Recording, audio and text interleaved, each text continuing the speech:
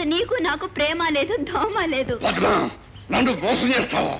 చూడు, వారం రోజులు తిరగకుండానే మా నాన్నతో చెప్పి నీ మెళ్ళో 3 ముళ్ళు వేయకపోతే నా పేరు బోసు బాబే కాదు. బోసా డోసా? డోసో బోసో నీకు తెలుస్తుందిలే. చూడు.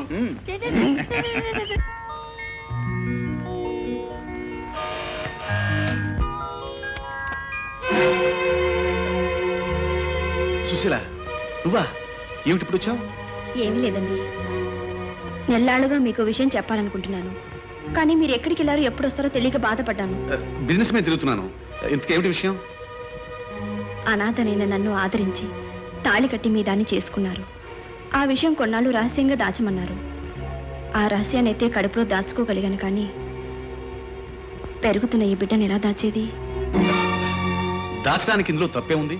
కావచ్చు, కానీ ఈ సంగతి బయటపడితే నేనుంటున్న హాస్టల్లో భర్త ఉండి కూడా పతితని అపవాద పడాల్సి వస్తుంది.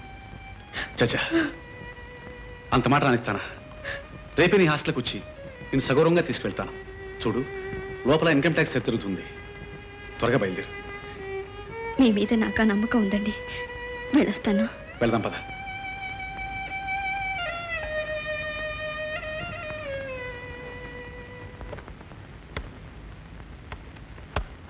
ఏమిటి హడావిడి? హడావుడి కాదు, అర్జెంట్.